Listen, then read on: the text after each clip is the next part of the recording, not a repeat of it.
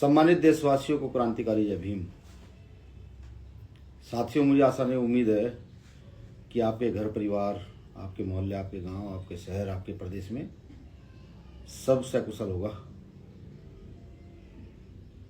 सम्मानित देशवासियों, आज का लाइव एक विशेष लाइव है,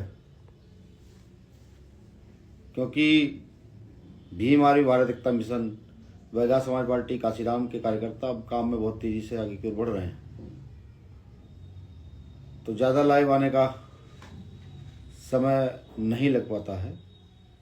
लेकिन कल जो घटना घटित हुई है वो बेहद चिंताजनक और निंदनीय है।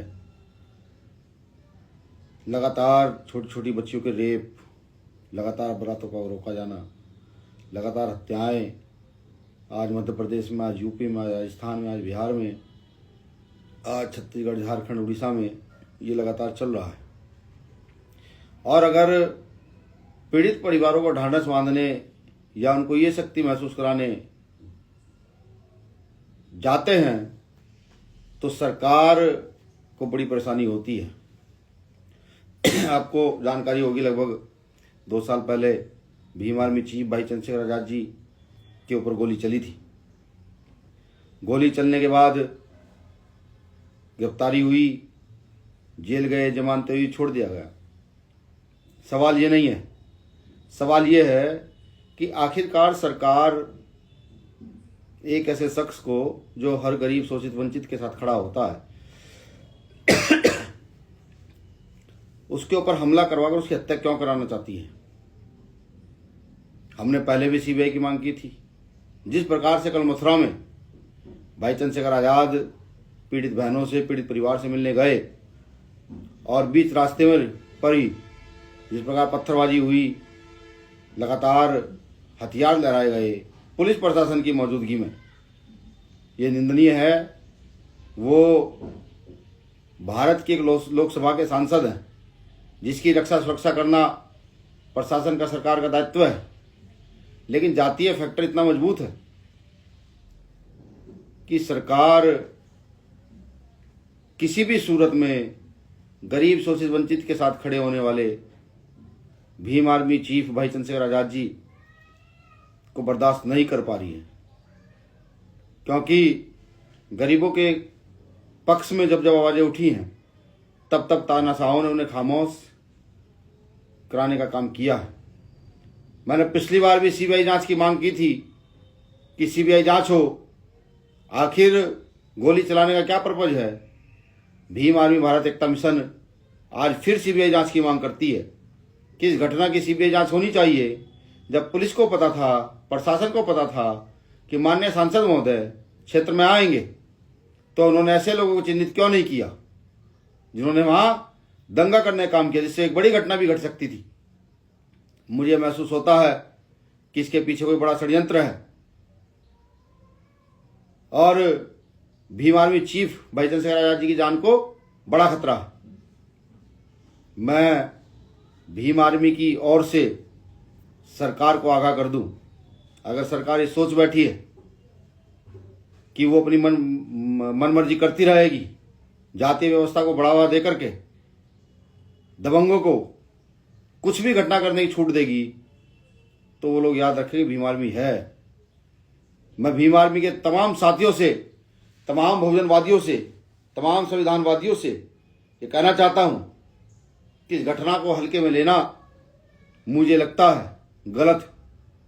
कि आज भी एक हमारे नेता जो हर गरीब, शोषित, वंचित के साथ खड़े होते हैं, उन पर हमला होना इस देश के मजदूर किसान पर हमला है, हर बहुजन समाज के व्यक्ति पर हमला है, हर उस व्यक्ति पर हमला है जो एकता, अखंडता की बात करता है, हर उस व्यक्ति पर हमला है जो संविधान में विश्वास रखते हुए संवैधानिक व्यवस्था को आगे बढ़ाने का काम करता है।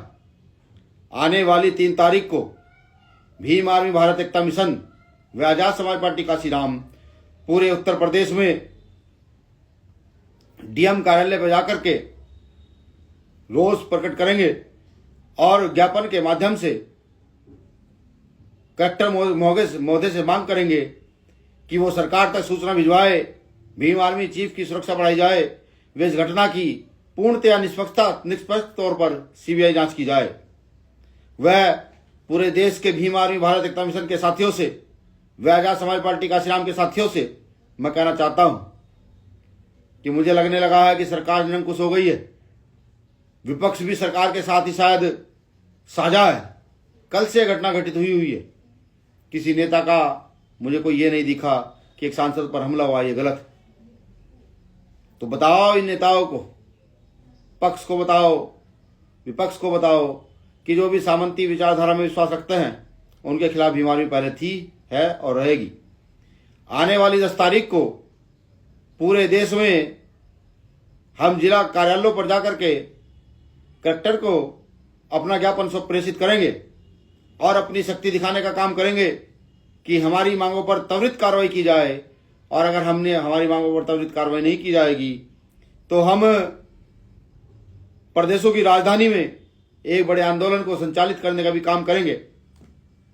हम सड़क पर निकल के आर्टिकल 19 का प्रयोग करके संवैधानिक आंदोलन के लिए अपनी यात्राएं शुरू करेंगे। तब तक सरकार उन दोषियों को या उनके पीछे खड़े जो लोग हैं उनको चिन्हित नहीं कर लेती है, तब तक भीम आर्मी अब शांत नहीं बैठेगी। साथियों, ये तो बात रही भाई चंद्रशेखर आजाद जी के ऊपर हमले की। अब मैं बात कर लूं बोध गया में मां बोधि मंदिर जो है उस पर मनोवादियों का लगातार कब्जा बढ़ रहा है। वहां एक बड़ा आंदोलन चल रहा है। मैं वहां गया था 3 दिन पहले, तो मैं वहां आश्वासन भी देकर आया हूं। मेरे जाने के बाद प्रशासन हरकत में आया है, सरकार हरकत में आई है कि भीम आर्मी ने एंट्री कर दी है। अब परेशानियां खड़ी होंगी। कल रात 2 बजे वहां से जो मान्य भंते बहुत शांति से वहां भूख हड़ताल कर रहे थे, उनको जबरदस्ती उठा करके हॉस्पिटल में एडमिट कराया गया और उनको डराया धमकाया भी गया। इस आंदोलन के साथ साथ ही मां बोधि विहार का आंदोलन भी हम लोग बड़ी मजबूती से चलाएंगे। सब लोग तैयारी करें। बिहार में गया पहुंचने की जल्दी तारीख बताई जाएगी और तारीख बताने के बाद हम लाखों की संख्या में गया पहुंचकर अपने पुरखों का जो सम्मान है, हमारी जो विरासत है, उसको बचाने का काम करेंगे।